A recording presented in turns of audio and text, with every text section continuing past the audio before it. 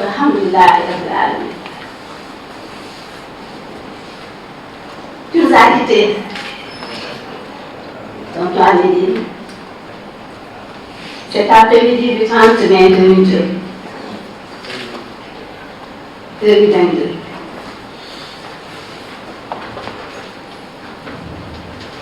Quel déchirement, je dirais, malgré tous les prémices.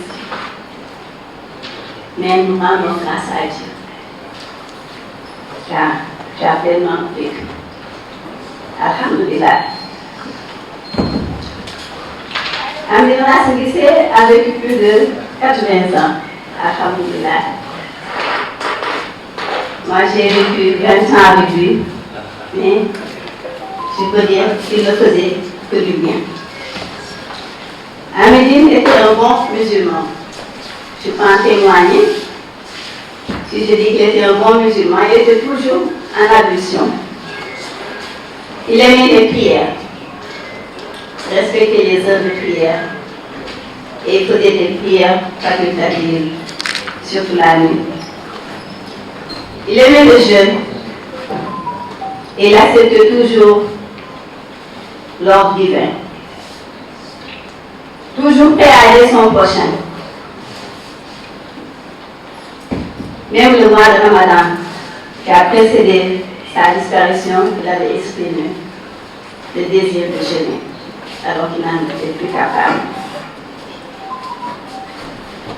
Malgré ses incapacités, il a eu sa première fracture en 2016. Ça lui a laissé des séquelles. Il aurait pu prier assis comme certains le font. Il ne l'a jamais fait. Il priait toujours normalement. Il n'a jamais prié assis. Il a fait une seule fois parce que tout le monde avait insisté. C'était un homme très généreux. Toujours debout quand on avait besoin de lui.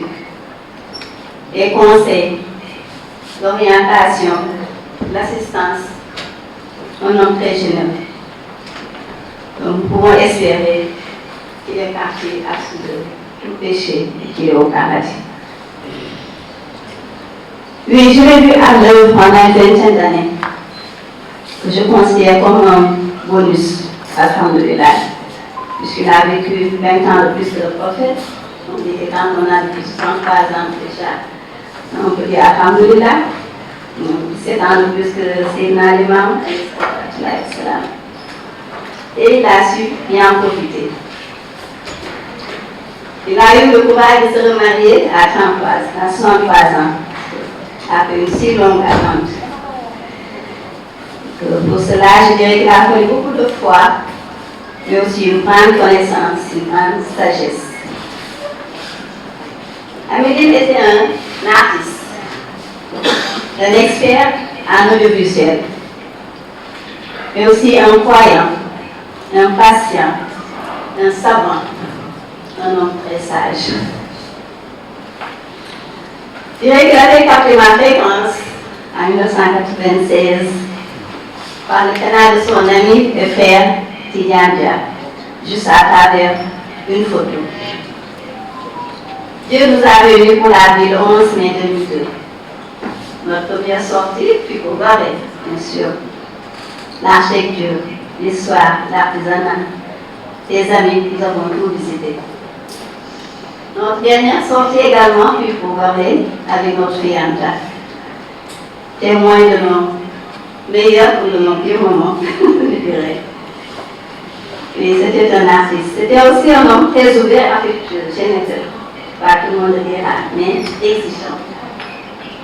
Très exigeant, rigoureux, méthodique, mais aussi très indépendant et résistant, je dirais. Il savait supporter les épreuves. Il était pieux, savant, déterminé. Il savait ce qu'il voulait et tout ce qu'il faisait, il le basait sur le savoir-faire. Jusqu'au début de notre relation, il me disait, il arrivera qu'on discute, qu'on ait des divergences, mais sache que j'aurai toujours raison. Parce qu'il savait ne pas être arrêté. Je ne savais pas lui, il savait. Et tu lui avais fait don de certaines connaissances. Et il savait bien utiliser. Donc nous avions beaucoup de points communs, et comme tu l'as dit tout à l'heure, les divergences ne constituaient nullement un problème pour lui.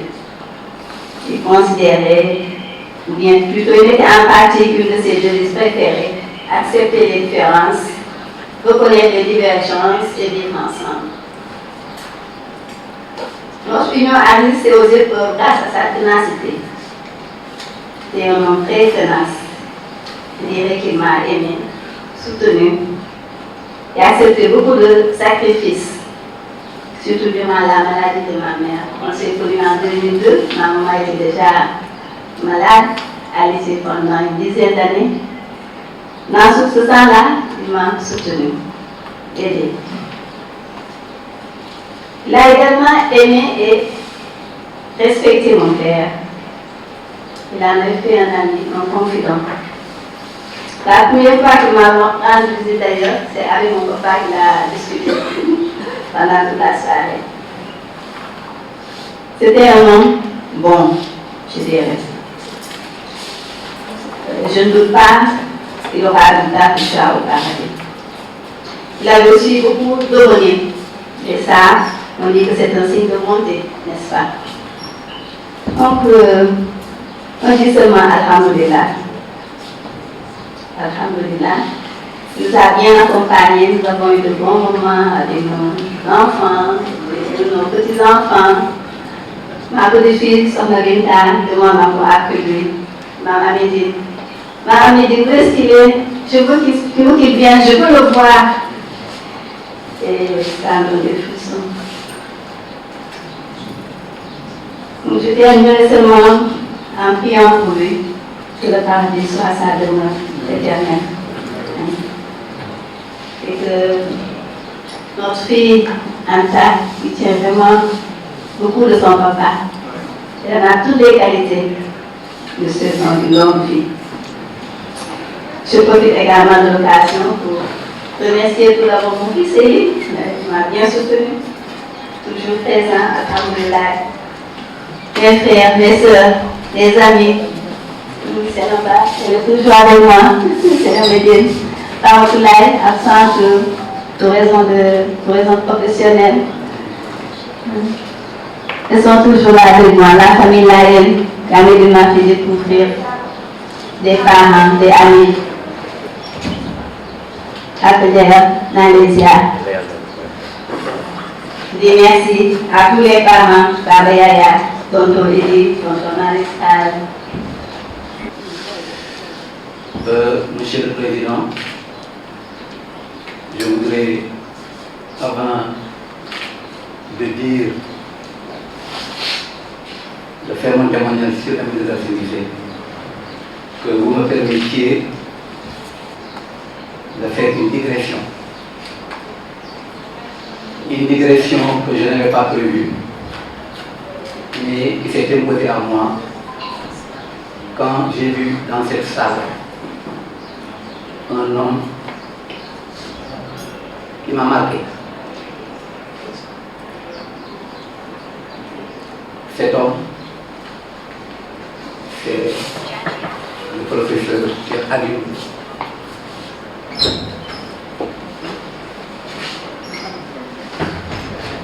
Qui,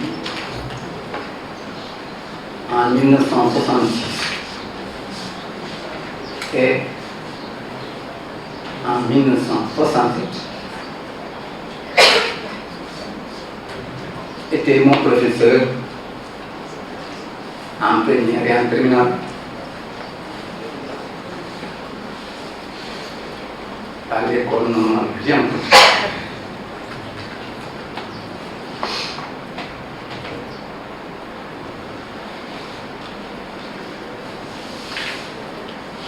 En 1966, Cheikh Aliou Ndao a voulu faire renaître le théâtre de Ponty Paris.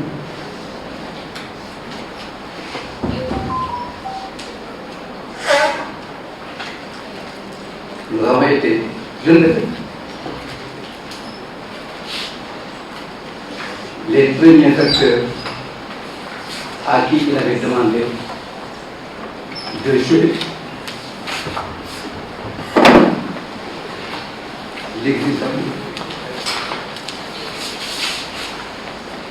Vu que c'était au-dessus de nos mains, il a substitué à la place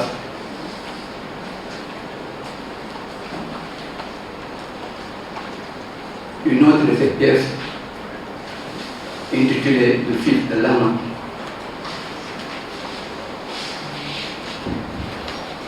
La pièce L'exil d'Amboï a été reprise par la troupe dramatique du Théâtre national Daniel Sorano en 1968 avec les Douramani, Jacques Scott Leman, Ndiaye Gondarès et Marguerite Diab. Et cette pièce-là a triomphé au Festival d'Alger.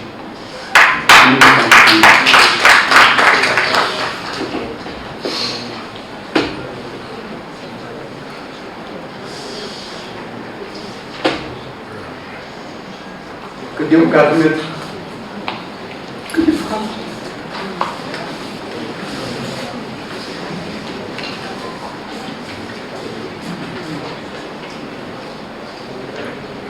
Ceci étant, je voudrais maintenant dire quelques mots sur Amédine Racine Guissé.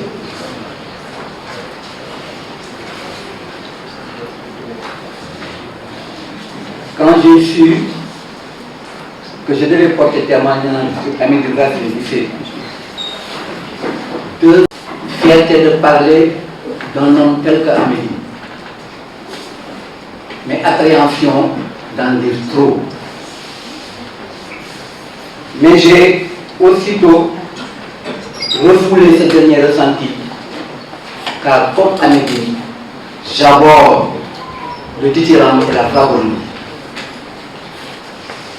Amédine Racine Guissé était fait d'un bois avec lequel on fabriquait les gontolos. Mais pour parler d'Amédine Racine Guissé, j'ai l'embarras du choix. Que faut-il mettre en exergue?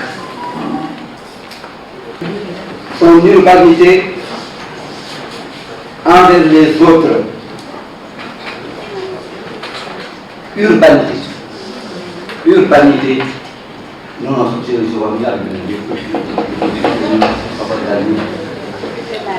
Son urbanité, donc je dirais, envers les autres, justifiée par le fait qu'il estimait que tous les êtres humains sont d'égale dignité et méritent d'être respectés. Où dois-je mettre l'accent sur sa disponibilité à écouter, comprendre et aider l'autre pour venir à bout des difficultés inhérentes à la vie de tous les jours. Dois-je parler de son attachement profond envers tous les membres de sa famille, la sienne propre, entre parenthèses sa fille et son épouse, au sein de ses pères et mères. Ensuite, aucun d'entre eux ne peut mettre en nier les relations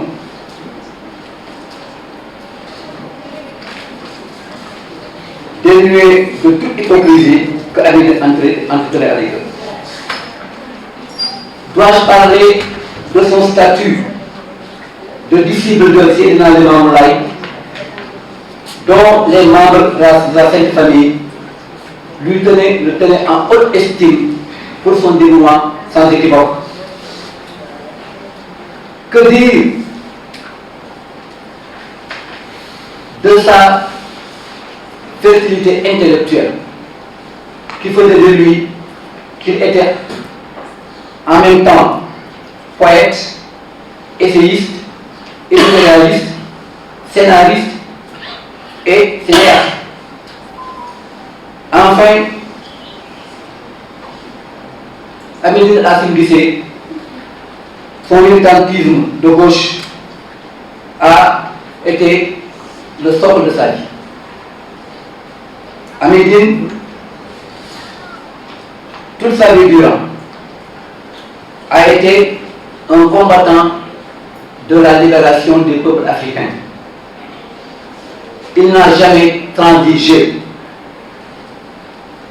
Il n'a jamais transigé, il n'a jamais fait de compromis, voire de compromission pour ses idées. Et cela pendant plus de 60 ans. Son militantisme ne souffrait d'aucun doute. Pour Amédine, le militantisme ne s'arrêtait jamais. Jamais. Il a préféré mourir avec ses idées que de vivre avec celles des autres auxquelles il ne croyait pas. J'assimile Amédine Racine Guissé à un coureur de relais qui refusait de passer le temps. Amédine Racine Guissé, fils de Racine Sidi et Khady Indi, doo mën a wax ci moom doo mën a weesu baax na jàng nga leen yu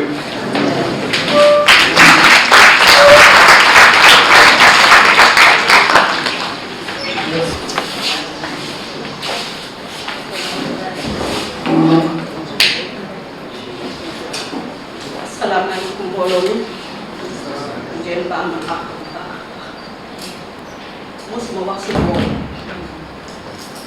waaye tey fu mu jëm day ñaar at sax Amédine dafa nekk koo xamante ne ni moo ma yar depuis bi ma amee 13 ans laa nekk mu yar ma nga ci yar boo xamante ne yaru diine tàmmal ma julli war dëgg Amédine lu mu métti métti métti dëgg rek la bëgg lu mu métti métti métti wax ko dëgg rek la bëgg te tamit bu gisee ci yow loo xamante ne nii def ko lu dul yoon da ngay koo tax nga doo mënti toog loolu moom xam naa ko si moom ba pare di dimbali nit ñi si dem yi nekkoon ñoo fa dimbali bëri nañ ak ñoom fa dimbali bëri nañ muy mag di ndaw jàng xale yi yëpp ñu mu dimbali si koñ boo ko am dama daan dem ba may ma ne ko Amédine li ngay def ma dem nit ki boo ko tey da nga koy jàppale tey muy nit koo xam ne nit ku dëggu ba may nekk 13 ans laa ba ma am doom ak ñaar fukki at ak ñaar sama waa kër yëpp la jàpp sama rakk góor bi ma àndal ne xaritam boobu bàyyiwul kenn ñëpp la jàppal nekk si cité bi nag di fa def lu baax gëm yàlla julli ak noo mën a toll boo ñu koy seetee ba heure bi jotee day dugg julli jël temps moom nga si julli li ma war a wax si moom dafa bëri waaye sama xol moom tamit metti na ko dëgg la ñàkk ngeen de waaye man ñàkk na lu xam lu rëy la si man parce que ma koy mujjee gis oustaz bu fa yéen si ma ne ko oustaz kii sama jabar ñaanalal ma ko bés boobu daal ko mujjee gis loolu gën a métti si sama xol loolu si gën a métti parce que ni ma ko gëjee gis mu xëy tàggee ma ko mu métti trop si man waaye ba tey maa ngi mun yàlla te xam ne yàlla rek a ko sant di ñaanal nga doon fi mu bàyyi fii yàlla bàyyi ko suñu kanam su ma Anta joxee dara sama ñëw ne ko Amédine Anta am sama lu nekk si diggante xam Anta yaa ko yar sama yoon nekku si tànn la Binta nekk na ku tee ku baax kuy wax ndànk di dox ndànk bu doon keneen la bu ñëwee si kër gi daf ma fay jëlee parce que man daf ma doon liggéey rek waaye Amédine jàppeewul mindaan si kër gi dangaa kii sama jàmbaar la ku ñëw bu la présenté sama jàmbaar mbokkam yëpp xam ma yow tontu yu su xam nga si dara yéen bañ ngeen ko ba keroog bi Amédine gaañoo bi ma ñëwee da ngeen ne ma muñal kon xam ngeen ne Amédine am na fu mu féete si man mu métti trop waaye maa ngi koy nuyoo yàlla di ko ñaanal nag fu ma toll dama koy ñaanal parce que ku ne ku bokkoon si man la manqué dama trop loolu rek laa si nga toog.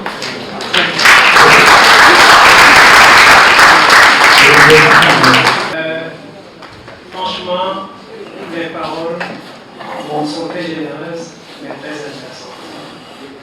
Et on apprend beaucoup et on va apprendre beaucoup sur la méditation ici. On va faire une petite introduction sur les dimensions artistiques d'Amédine Et ce que nous allons vous donner tout de suite, parce qu'il y a une série de poèmes, y compris un poème qu'a écrit Amélie, notre cher ami Thierno Seydou va déclamer. Le premier poème, c'est, comme vous le connaissez tous, parce que nous tous l'avons tous appris à l'école, les mots ne sont pas morts. Merci.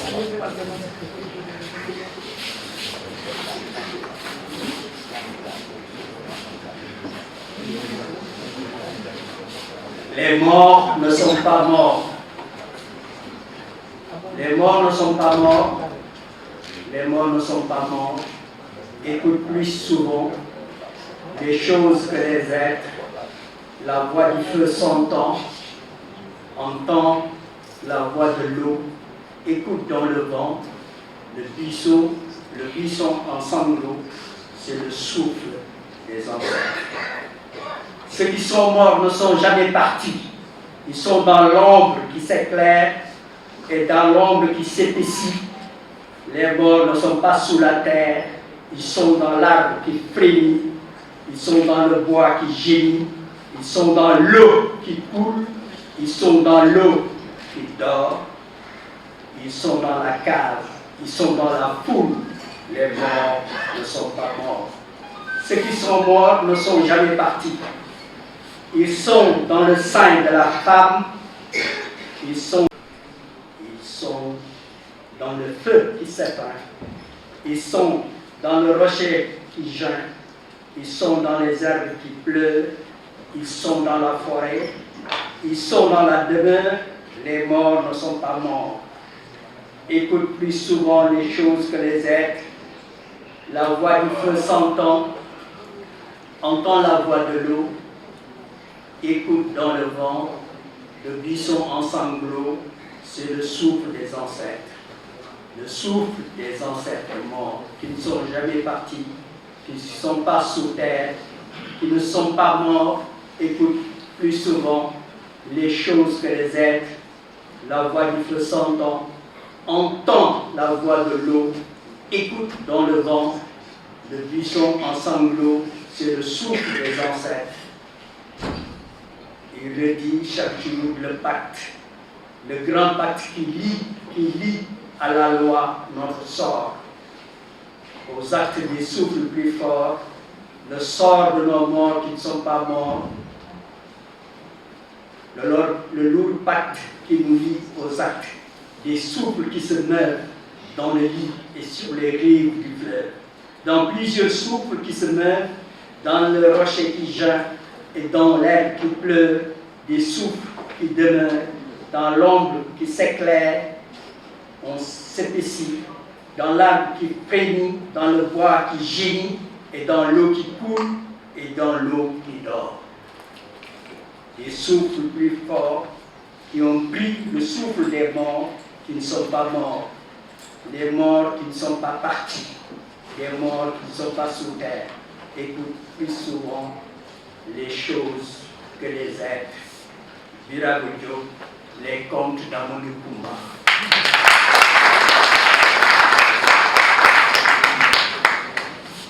Assalamu alaikum wa rahmatullahi wa barakatuh. ñu ngi nuyu kilifa yi nga xam ni ñoo fi daje yëpp di nuyu mbokk yi di nuyu xarit yi di sant imam bi ci taxawaayam di sant bu baax itam ñi nga xam ni ñoo xalaat organiser cérémonie bi pour fàttaliku rendre hommage à kilifa boo xam ne bii ku amoon taxawaay la ci wàll yëpp ci diine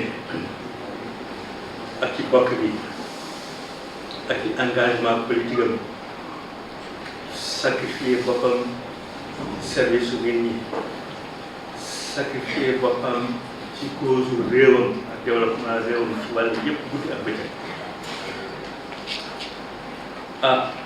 yàlla dogal xalifa général des Layènes Seydina Mouhamadou Makhtar yabal doomam Seydi Diallaay mu jox ma kàddu man mii nga xam ne jarbaatam laa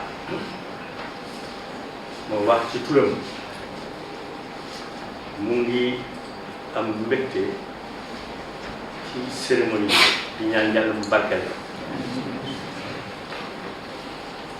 ñaanal boobu nga xam ni ñaan na ko en tant que kilifa goo xam ne bii amee ni dafa ñëwoon ci moom nekk ci biir njaboot bi ni mu nekk ci biir njaboot bi maam Limaamu alayhi salaam noonu la nekk ci njabootu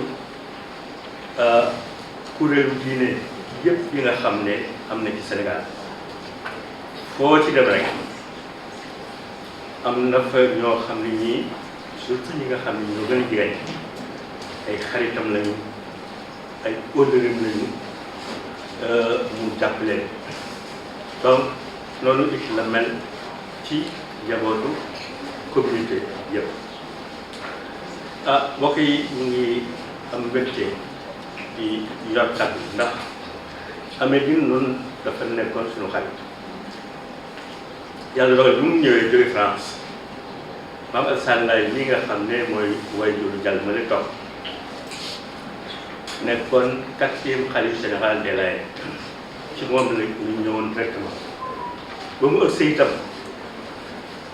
ba ka maam Alassane xoolee ba xam ne ñu bëgg lépp nitam mel na ni njabootam mel ni moom moomu mel na ni ba pare amee ñun laa seen gisee mel na ni ba noppi la ko jël nag def ko doomi boppam keroog bu ngeen ñëwee Jàmmalaay di ko indi wane ngeen ni ak ba ngeen ñëwee témoignage ya nga xam ni def ngeen ko ci moom ci préau wanoon ngeen ni kii kilifa bu mag la ci yéen mais nu nit wanoon nañ leen ni kii kilifa bu mag la ci ñun yàlla dogal l'islam bi nga xam ni moom la ñu gëm ñun ñëpp nous sommes la communauté des croyants yàlla dogal aussi ñu nekk ay jullit gëm alxuraan bi nga xam ne moom la ñu gëm am na ci benn saar boo xam ne bii suratul Asr ñetti aaya kese benn bi wal asri maa ngi giñ ci jamono innal insaana la fii xusrin waxul jullit waxul chrétien insaan nit la wax doomu aadama ñu ngi nekk ci perdition ñu ngi nekk ci perte lu dul nag lu dul mooy ñetteelu aaya bi illa lazina amano wa amilu salihaati wa tawaasaw bil xaq wa tawaasaw bis sabr loolu benn aaya kese la boo xam ne bii imaam Shafi wax na ne mboolem lu ñuy tënk ci lislaam mboolem kenn muy lislaam yi nga xam ne ñooy branche yi nga xam ne ñooy téye lislaam aaya boobu muur na leen ndax illa lazina amano mooy iman wa amilu salihaati mooy islam wa tawaasaw bil xaq wa tawaasaw bis sabr mooy ihsaan boo jëlee saa yu nekk nga jël Amédine Racine Guissé ngëmam ci yàlla tawxiid yi nga xam ne am na ko moom mooy conditionné ay action yëpp parce que Seydina Omar bi dafa doon wax ne xam-xam bu mu mën a doon ak borom xam-xam bu mu mën a doon wax na ko ci yenn ci ay xutba yi mu xutba yi juróom-benn xutba yi la ca bu àndul ak ragal yàlla du mën a jàng dara waaye am di xam-xamam yëpp ragal yàlla moo ko la tawfiq dëgër moo ko la ginnaaw ragal yàlla bi nag bu nekk koo xam ne kii waa loolu saalihaat yi dafay ñëw muy pratiquer c'était un très grand pratiquant man daw su ma xarit lool parce que ni ma bëgg suma mel suma nit mel ni daf ni mel nekk xarit su jàll bële ak magu jàll mi nga xam ne mooy taawu seen pap ñu jël amee seen pap jël amee ni teg seen kaw ñu nekk suñu xarit ñun ñëpp ni ñu bëgg suñu nit mel ni mel noonu dama ko daan fréquenté Wakaam di ko fréquenté Cité Diamalaye muy ñëw ci man mais waxtu julli jàpp julli ci àddina ak ci àllaaxira yàlla ñu ko yàlla defal allahumma salli ala sayyidina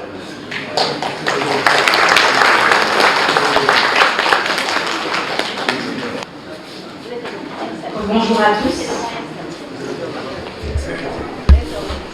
Il me revient la tâche de terminer, d'introduire la fin de ces témoignages sur mon père, Amédine Rasmussen.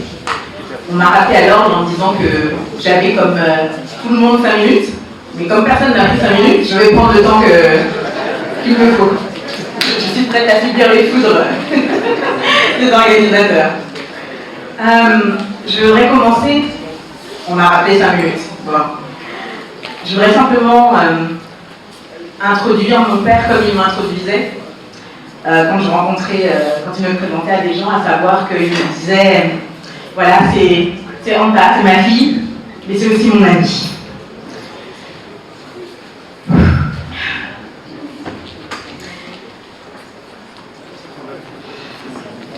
Je vais y arriver.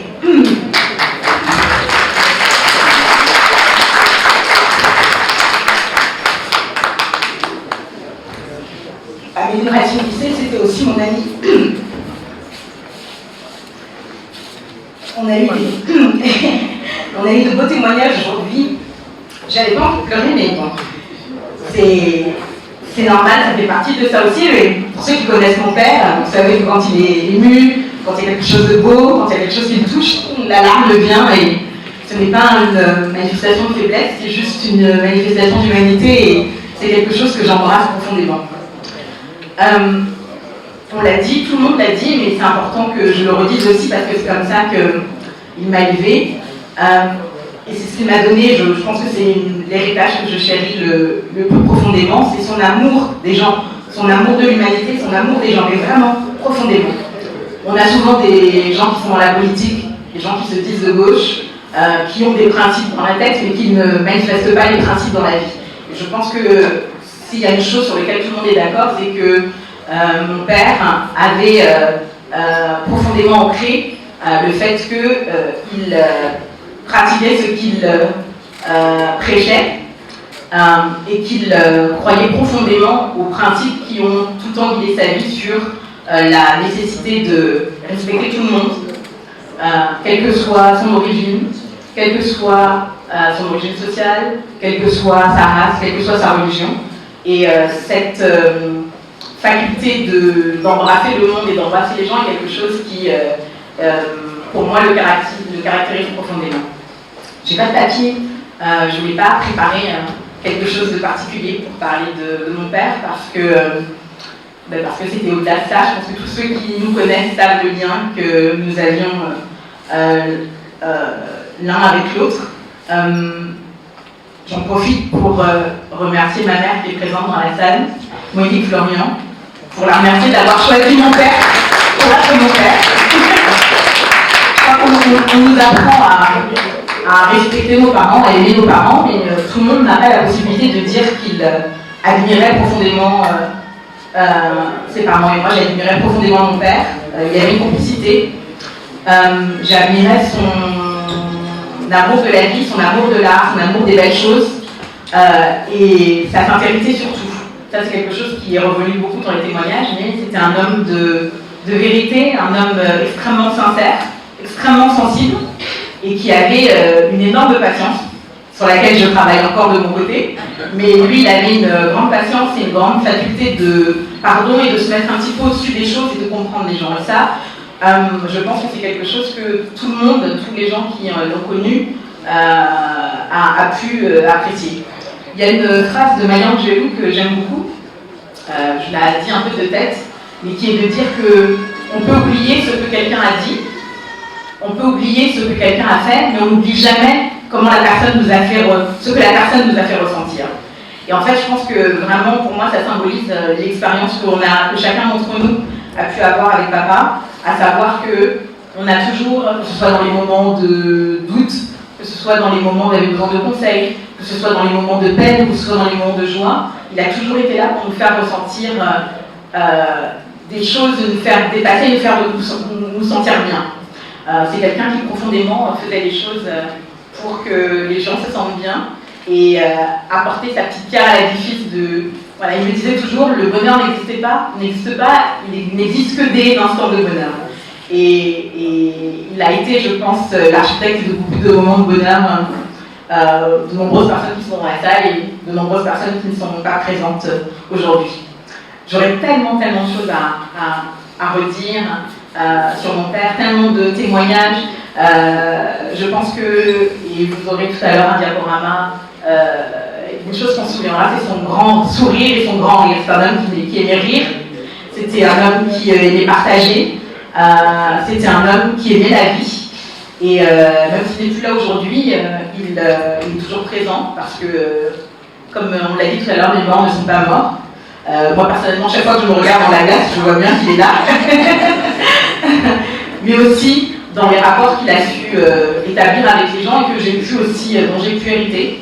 Je pense que, alors que je vis à des milliers de kilomètres, je suis celle qui peut-être a plus vu certains membres de la famille que même les membres de la famille qui sont sénégalais se voient entre eux. Comme disait ma mère, parfois on apprenait qu'il avait des grands-pères et des oncles que les autres membres de sa famille ne connaissaient pas. C'est dire s'il arrivait à avoir une famille grande et étendue. Et oui, il était sincère, il était loyal, il était fidèle, il avait des principes et il a toujours fonctionné en fonction de ses principes. Et je pense que quand on parle de politique et de la vie politique au Sénégal, on sait bien que ça n'a pas été le cas de tous. Et c'est vrai que sur ce plan-là, c'est un exemple et j'en suis très fière. J'aurais beaucoup de choses à dire encore, mais je vais parler de... On me rappelle à l'ordre. Je vais lancer une vidéo de témoins qui nous ont tenus à être présents aujourd'hui dans la salle pour apporter leur témoignage et pour dire comment Améline Racine-Nissé et mon père a marqué leur vie. Ce sont des témoignages qui ont été filmés par téléphone portable, donc la qualité n'est pas forcément extraordinaire, donc je vais vous demander votre indulgence et surtout de l'attention et du silence. Notamment, je ne dis rien, mais le nombre de téléphones qui ont sonné depuis le début, il faut mettre des trucs en silencieux. Mais voilà, c'est important de partager aussi l'expérience que mon père a pu avoir avec d'autres gens. Et sur un plan personnel, même si je n'ai pas été avec lui au quotidien, même si j'ai été éloignée avec lui, il avait cette faculté d'être dans ma vie, de connaître mes amis, même parfois sans les avoir vus, de leur parler, de les conseiller. Et ça, c'est une chose qui est... C'est une richesse. C'est une richesse. Donc, je vais demander à monsieur le technicien de lancer la vidéo des personnes qui n'ont pas pu être présentes aujourd'hui. Et je vous laisse savourer l'impact qu'il a eu sur d'autres personnes.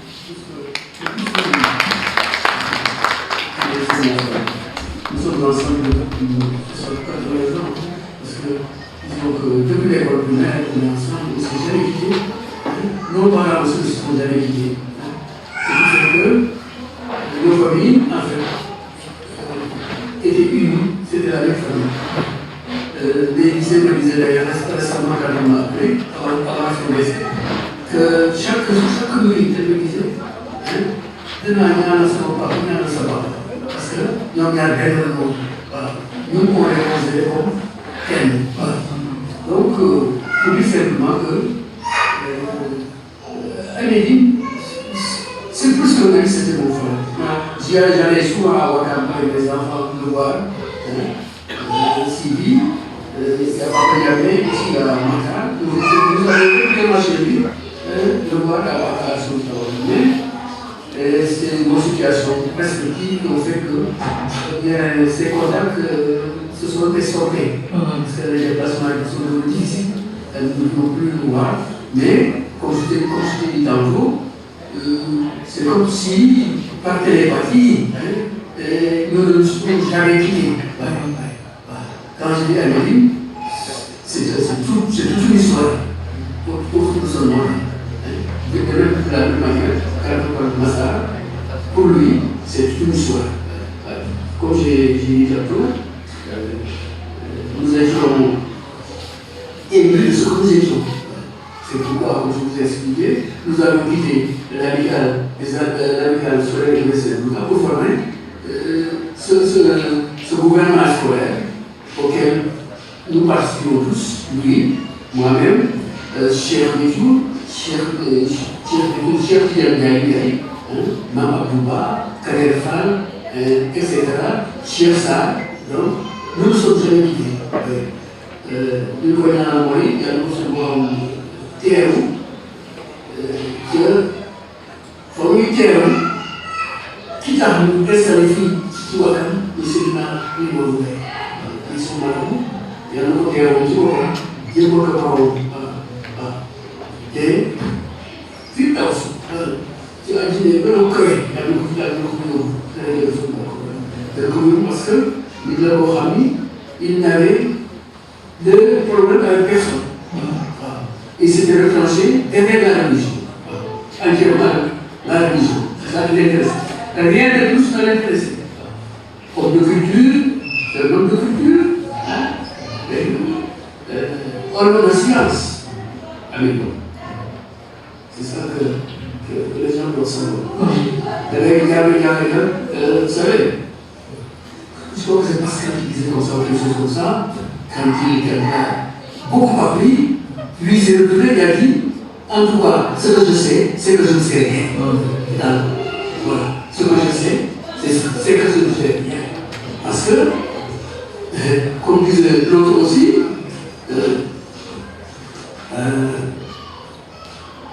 l'univers m'embrasse, et je lui comprends qu'une telle machine marche sans quelqu'un pour la faire.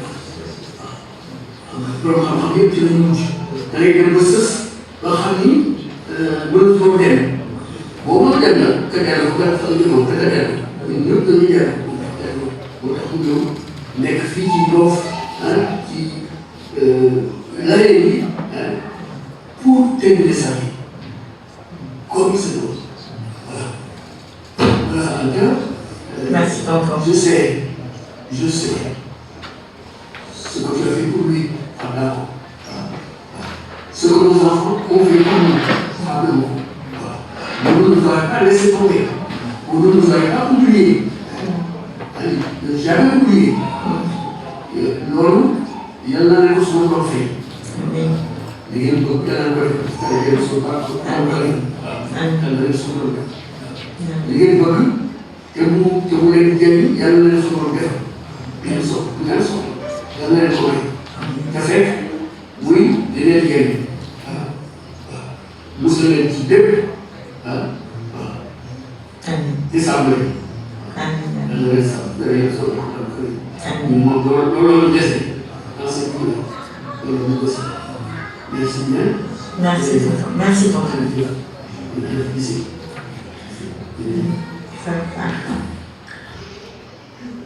Cher Amédine, j'aurais préféré te lire cette lettre, mais on t'a pas enregistrée pour qu'elle te soit lue à Dakar devant tes amis. Nous nous sommes connus en 1975, je crois, et nous sommes restés en pleine amitié. Je me souviens que nous avons été ensemble à l'Odéon voir le théâtre sénégalais, et c'est sur les marches que nous avons rencontré Christian, que je n'ai quitté que sur son lit de mort. Ce sont des amitiés qui durent toute une vie. Nous nous sommes querellés souvent sur la politique, mais ton intelligence, ton esprit et ta bonne humeur faisaient le reste. Après ton retour définitif au Sénégal, nous nous sommes moins écrits, pour ne pas dire presque plus. Tu avais voulu et souhaité que j'écrive des textes, mais je ne l'ai pas fait. Avec les SMS, les lettres diminuent. Tu as été pour moi une vie fidèle, constante. Je t'ai revu une ou deux fois chez Mouna lors de tes quelques voyages en France. Si c'était peu, cela ne cachait pas notre amitié tenace et fidèle. Nous nous retrouverons un jour pour nous engueuler encore sur la politique du Sénégal et de la France. Il y a tant à dire. Tu es et restes pour moi un de mes meilleurs amis.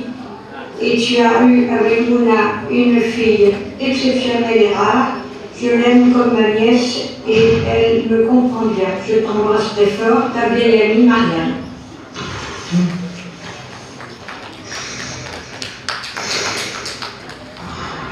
Bonjour à tous et à toutes. Je suis Jocelyne Le Sort, épouse de Conévisy. Je suis la cousine de Monique. J'étais pré-adolescente quand Monique est venue à la Martinique nous présenter Amédine. Tous, nous avions été fascinés par sa sagesse et par son aura. Je me souviens personnellement de ses précieux conseils qui nous prodiguait à mes sœurs et à moi pour notre épanouissement. Je me souviens aussi de ses intercessions très opportune auprès des aînés qui avaient tendance à nous serrer la bride pour notre encadrement. On se souvient tous aussi de cet talent de cuisinier. Nous avons découvert ainsi comment préparer un biscuit et nous avons aussi appris à travers lui ce qu'était le tchéboudjet, la cuisine sénégalaise. Nous avons beaucoup apprécié le mafé et aussi le yassa que j'ai intégré dans mes plans cuisiniers. J'ai été très bouleversée par le départ d'Amidine.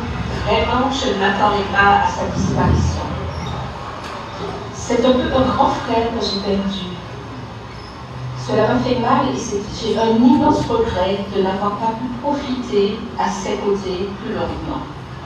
Repose en paix, Amédine. On ne t'oubliera jamais. Et dans la famille aussi. Alors, Papa Amédine a été pour moi une inspiration, notamment au niveau spirituel et philosophique, et même politique. Et il m'a beaucoup inspiré de par sa lecture de l'islam, une lecture éclairée selon moi, et son amour pour les lettres, la poésie, la littérature m'ont amené à voir aussi la religion de façon moins dogmatique. Donc on a eu l'occasion de prier ensemble. Il a été aussi une figure paternelle de substitution, dans le sens où je l'ai vu évoluer avec Anta, et j'ai eu beaucoup de douceur, beaucoup d'affection.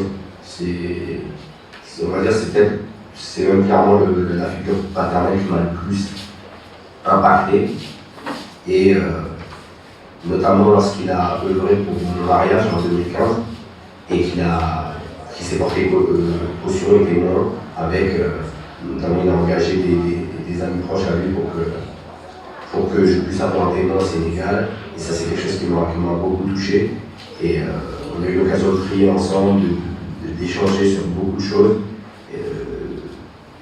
C'est vraiment une personne qui m'a énormément impacté sur le plan religieux et sur la modèle paternelle.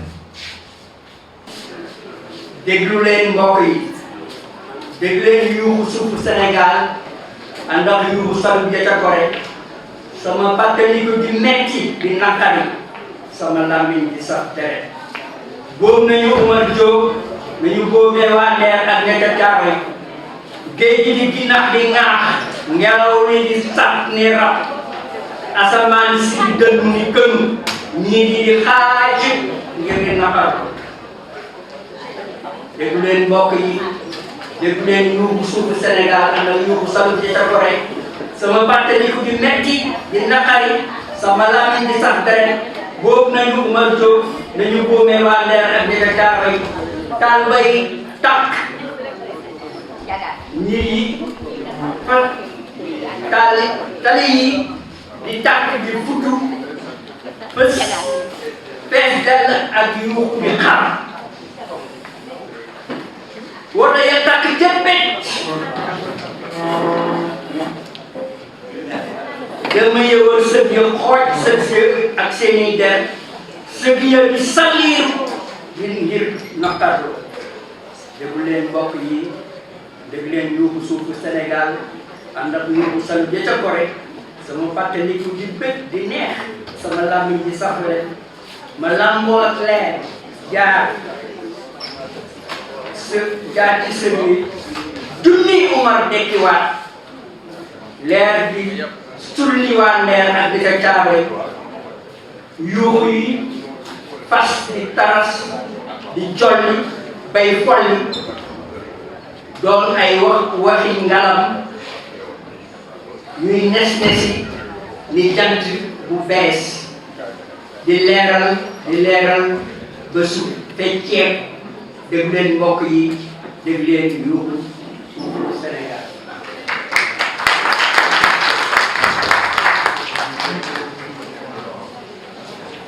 may jàng Lumumba bi ma jàng benn poème. L'excision économique. J'ai rencontré l'autre jour de jeunes Américains ivres et surexcités dans les jardins de l'exotisme, m'entraînant dans les allées de leur questionnement. Et l'excision. Mon esprit fit un tour et au son du malach dansa quelque part. L'Afrique ne connaîtra jamais une extase financière victime qu'elle est de l'excision de la Banque mondiale et du Fonds monétaire international. Dans les salons aseptisés de ces institutions internationales, les mutilations et les hémorragies meurtrières se font dans de révisantes coupes de champagne dans le creux des plats copieux. De reste, tous se posent une question angoissante.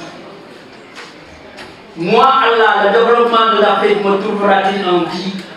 Ces anges lui essuient les larmes.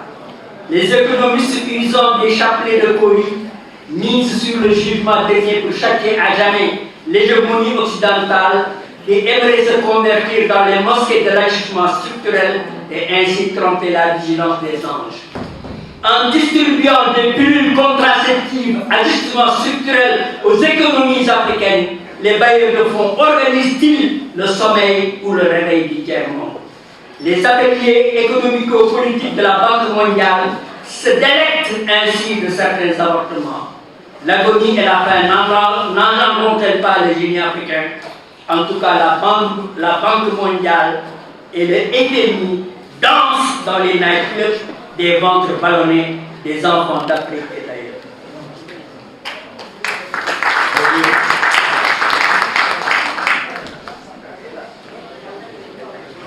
Le poème de Amdi. Lumumba, yo Afrique loy joy, yo suñu Afrique noppi. Ku ñàkk Lumumba ñàkk jàmbaar, ku ñàkk Lumumba war a takku xeex. Yo Afrique looy jooy, ñoo suñu réew noppi. Ñun say doom dinañu fayul Lumumba. Ñun say doom dinañu siggil Lumumba. Yow Afrique loo di jooy yow suñu réew mi noppi fas yéene nañu taxaw te ngemb fas yéene taxaw te xare. Yow Africa looy jooy yow suñu réew yéen noppi seen baat xonq nañu tey ji ci lëndëm sama yaram gàjj na tey di pet yow Africa looy jooy yow suñu réew yow noppi. Mbër rek mooy daanu ndax moo di bëre. Mbër rek mooy daanu ndax moo di roofu. Yow Afrique loo di jooy yow suñu réew yow noppi. Wér na fekk naa digg daani leer. Yow Afrique looy jooy yow suñu réew yow noppi. Ku ñàkk Lumumba ñàkk jàmbaar. Ku ñàkk Lumumba war a takku xeex. Lumumba, toi Afrique, pourquoi pleures-tu? Toi notre patrie, chasse tes larmes. Qui perd Lumumba perd un lutteur. Qui perd Lumumba doit se ceindre les reins pour se battre. Toi Afrique, pourquoi pleures-tu? Toi notre patrie, chasse tes larmes. Nous tes enfants te vengerons Lumumba. Nous, tes enfants, nous honorerons Lumumba. Toi, Afrique, pour que tu pleures. Pourquoi tu pleures? Toi, notre patrie, sèche tes larmes. Nous sommes prêts à combattre. Nous sommes prêts à prendre les armes.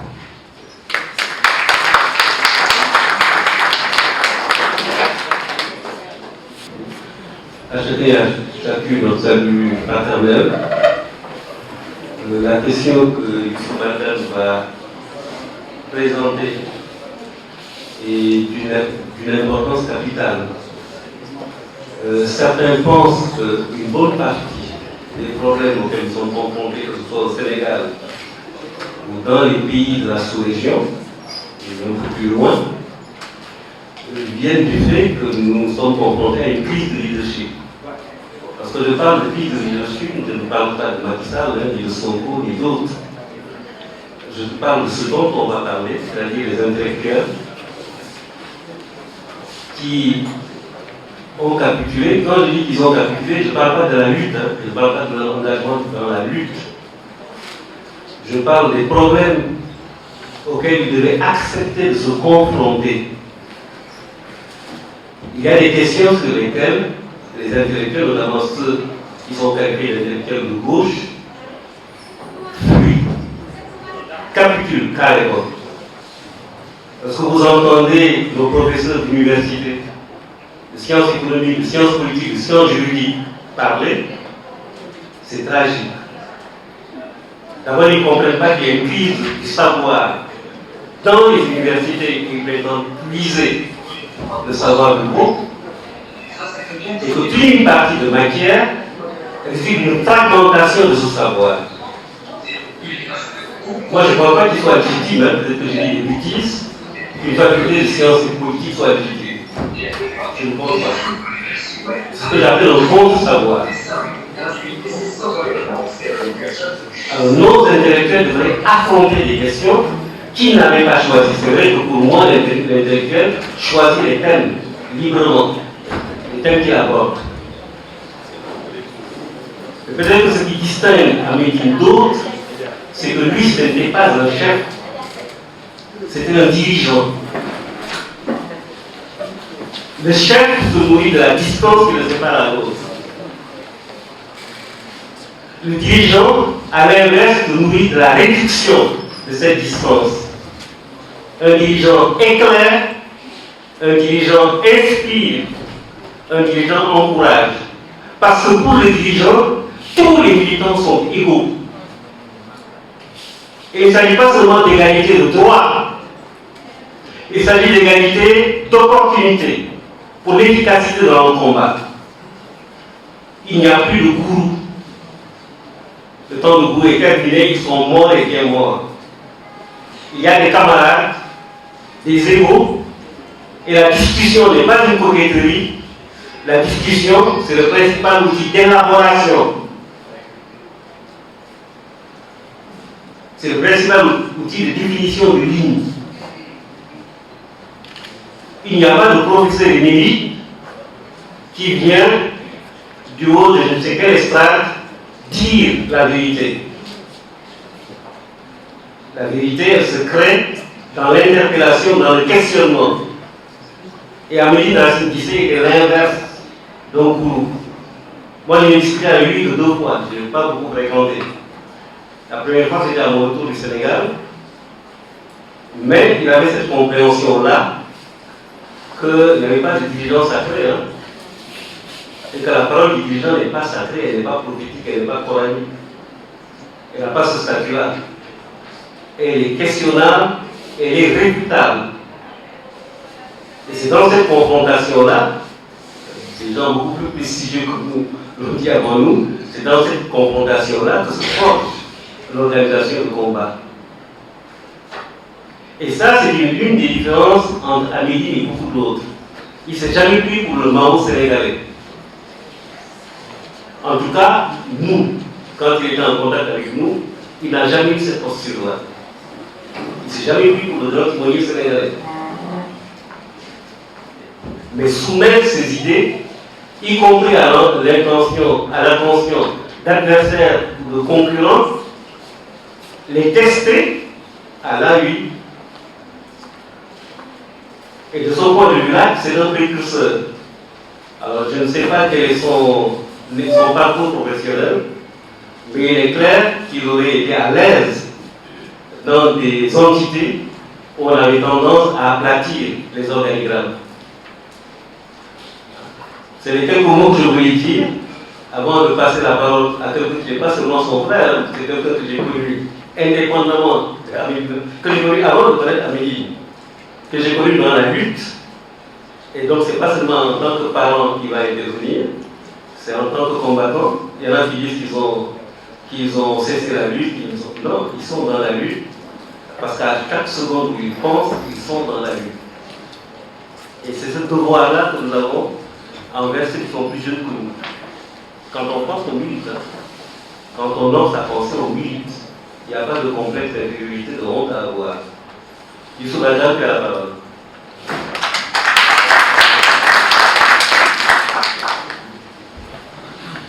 Merci. Merci, Président. Je voudrais remercier particulièrement tous ceux qui sont venus ici pour assister à cet hommage. Et aussi ceux qui n'ont pas pu venir, mais qui ont envoyé leur contribution, qui ont contribué de manière matérielle, technique, administrative, qui ont fait des prières par lesquelles justement nous avons cette réussite de ce symposium-là. Alors, je voudrais dire quelque chose sur Amélie. J'ai beaucoup de choses à dire sur lui, mais malheureusement, je ne pourrais pas. Mais il y a un projet de livre qu'on va faire sur lui. Et on va recueillir donc beaucoup d'autres témoignages de manière plus approfondie. Et ça, c'est important. Ce n'est pas seulement pour Amélie, mais je pense que le monde aujourd'hui est arrivé à un carrefour. Un carrefour où se pose la question de la vérité. La question de la vérité, la question de l'histoire. On le voit dans les enjeux aujourd'hui, c'est un enjeu de savoir, de connaissance de son histoire, de son passé, parce que tout est falsifié. Tout est mensonge et manipulation. Donc la question de l'écriture, la réécriture de notre histoire, l'histoire de l'Afrique, a été un combat central dans les années 50, tout ça avec Michel Argal, Joseph Kizerbo, tous les grands historiens, et l'UNESCO a beaucoup appuyé ça. Mais aujourd'hui, avec la mondialisation et la crise profonde, d'une ampleur exceptionnelle qui touche tout le continent africain, des problèmes de sécurité intérieure et extérieure, des problèmes de violence généralisée, des problèmes d'autorité, de déstabilisation, de mutation des familles, la question de la jeunesse, la question des femmes, la question des régions, etc., des ethnies, des confréries, tout ça est arrivé à un moment tellement critique et d'une grande ampleur qui fait qu'on va aujourd'hui s'arrêter et repenser tout ça. Et je pense que réécrire, faire des biographies, faire des hommages à des gens comme Amélie et d'autres qui sont nombreux, c'est une tâche dans le développement du savoir, dans l'enjeu que constitue la connaissance de l'histoire et la construction d'une identité qui nous permet de faire face à tout ça et de reprendre, de repenser et de reconstruire l'Afrique. Donc, les histoires de vie, les biographies, les itinéraires, des uns et des autres, des gens qui ont marqué vraiment leur époque, mais qui ne sont pas connus parce que tout simplement l'organisation du savoir met en avant d'autres personnes, les militaires, les marabouts, les politiciens. Aujourd'hui, il faut connaître des gens qui, de manière anonyme, dans leur histoire, dans leur vie, ont marqué leur communauté par un modèle de vie et de travail et d'engagement. Donc, reconstruire par un faisceau toutes ces histoires de vie pour permettre de connaître vraiment ce qui s'est passé dans notre société et construire notre identité sur la base de la vérité. Amélie était un scientifique, c'était un électronicien. Il n'a pas fait des études littéraires, il a été au lycée technique de Saint-Louis. Et il a fait un bac technique. Il avait une bourse pour faire électronique. Il y avait deux bourses, parce qu'à l'époque, il est sorti majeur de sa promotion. Je crois quand même à l'époque, il n'y avait que deux qui avaient réussi le bac. Et donc, il était pris en charge. L'un voulait qu'il fasse l'électronique, les autres voulaient qu'il fasse marine marchande ou des choses comme ça. En tout cas, il a choisi de faire l'électronique, donc il est là-bas. une carrière scientifique. Mais ce qui s'est passé, c'est que quand il est allé en France, il a vu la situation et tout ça. Ses talents de littéraire, ses talents de son penchant par rapport à la culture, c'est énormément développé. Et il s'est révélé à Médine comme un artiste. Médine était un artiste parce que en littérature, Médine a fait ces poèmes que vous voyez là, il y en a beaucoup qu'on a pu récupérer en wolof, en français. Médine était peintre, il a des tableaux de peinture. Ce tableau sur Lumumba, il est de 3 mètres sur 1 mètre, je ne sais pas combien, c'est lui qui l'a fait, et c'était pour monter une scène de théâtre sur Lumumba. Et il écrivait des sketchs, des pièces de théâtre, etc. Il était aussi sportif. Médine a eu des prix pour les 400 mètres. Pour les 400 mètres, il était champion de course sur 400 mètres. Il était sportif. Il faisait. Il était basketteur. Il était très grand basketteur. Il faut dire aussi qu'il aimait le cinéma. Mais il a choisi, à un moment donné, quand il est né en France, c'est là où il a compris, avec les mouvements qui se développaient, mai 68, il a vécu ça. Il a été en contact avec les mouvements de libération nationale portugais. Il était en contact avec des militants du Vietnam, d'Amérique latine, etc. Donc, il a pris conscience que son rôle, son destin était de servir l'Afrique. Et c'est là où tout a basculé. C'est là où il est devenu un intellectuel organique. Il a tout sacrifié, comme les uns et les autres, pour vivre de manière très stricte, très simple. Voilà. Le matériel, pour lui, c'était secondaire. Il avait atteint donc un niveau de spiritualité et d'humanisme qui faisait de lui un intellectuel organique. Je vais revenir dans ma présentation sur l'importance de l'humanisme, justement, dans l'engagement politique. Voilà.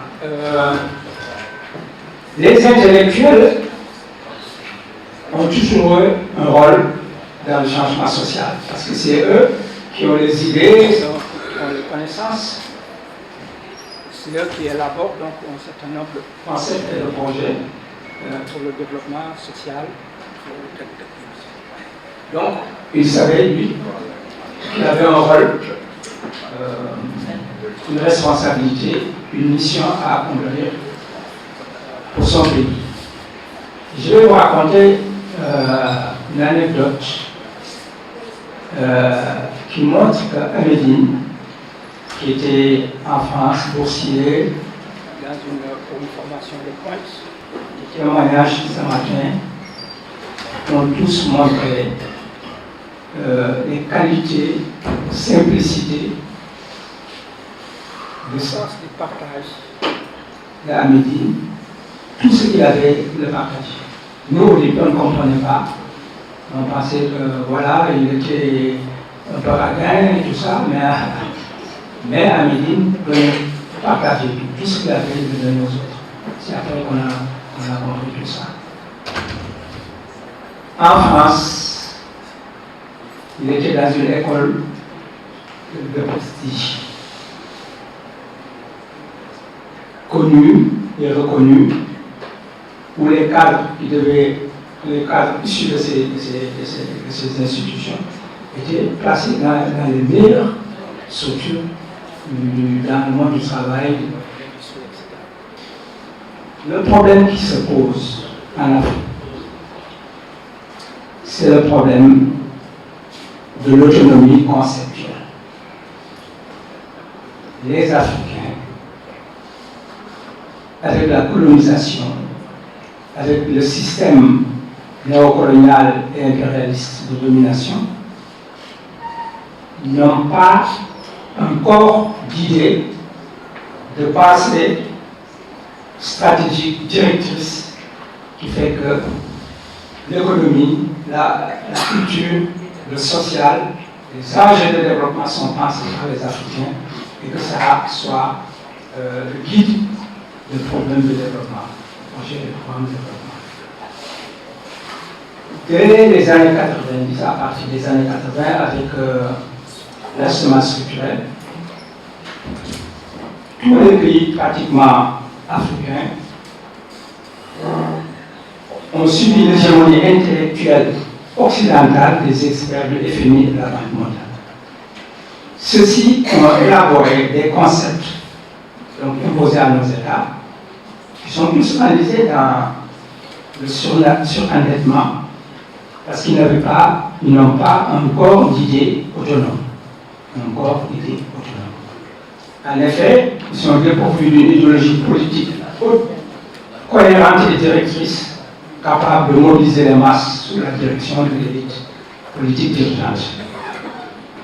On a parlé tout à l'heure de leadership. Alors, il y a une panoplie de concepts brouillards, ce sont des concepts brouillards, dérivatifs les uns des autres, liés au développement, à la croissance, qui placent les pays africains les classent en des tuas étagés et fermés.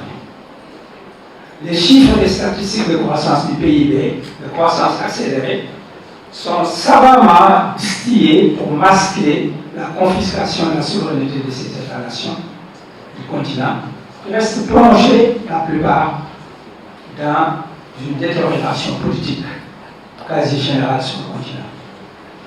Parce que les politiques économiques libérales qui sont combinées à la malgouvernance des dirigeants sont la cause de l'immense désastre sur le continent. Pauvreté, insécurité et désarroi.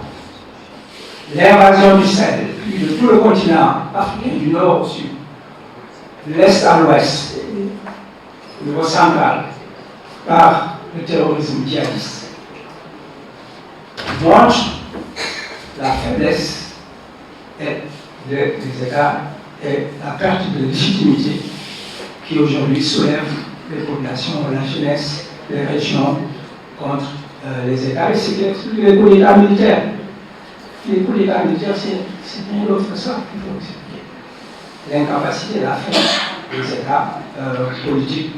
Et ce n'est pas, à mon avis, c'est pas un problème, à mon avis, de calendrier, de retour au civil et tout ça. C'est plus profond que ça.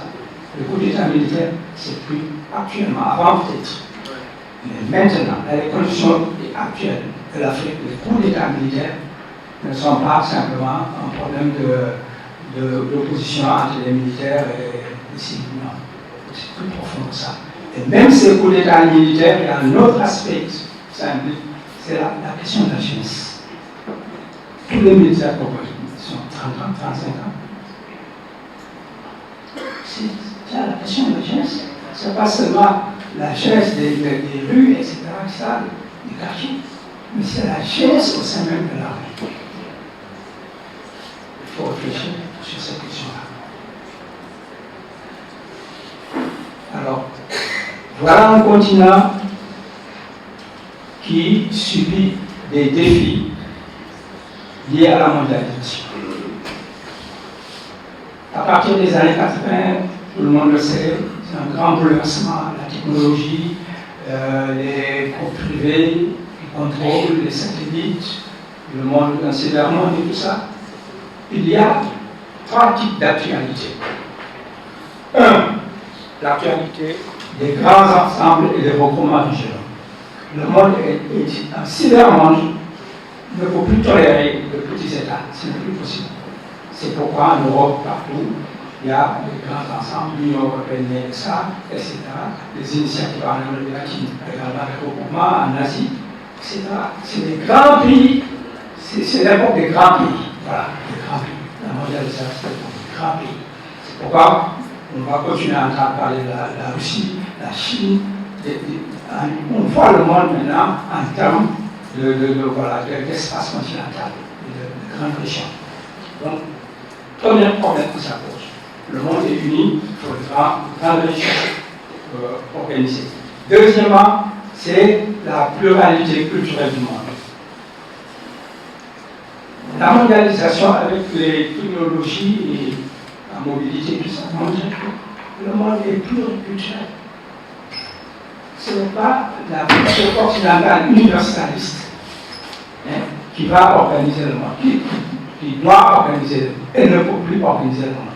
Parce qu'on émerge partout, sur les continents, dans tous les espaces, des manifestations culturelles, des identités, des gens qui sont rattachés à leur culture, à leur savoir traditionnel, à leur nation, à leur religion, etc., en communauté. Donc, émergence de la pluralité culturelle du monde. Massification, élargissement des régions, montée, affirmation culturelle, et puis, troisième actualité, la démocratie participative.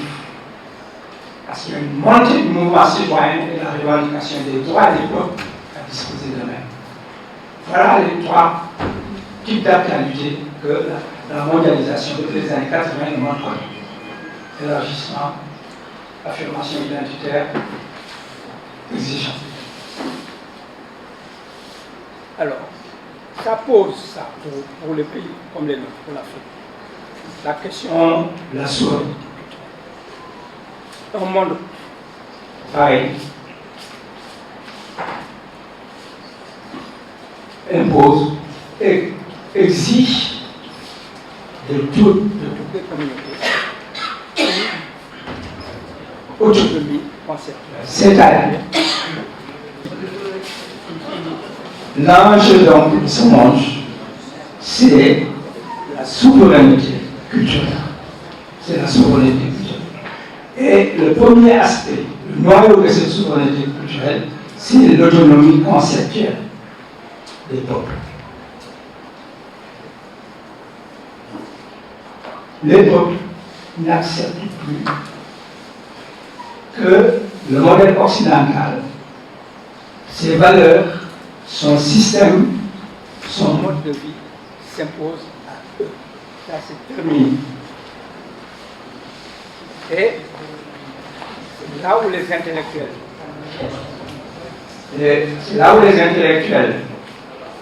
de ces pays, notamment les intellectuels africains qui sont la diaspora et tout ça, de tous les pays qui ont été dominés, qui ont perdu leur initiative historique, aujourd'hui de repenser cette initiative historique en produisant une pensée stratégique autonome qui, pour l'Afrique, a comme objectif fondamental la renaissance africaine.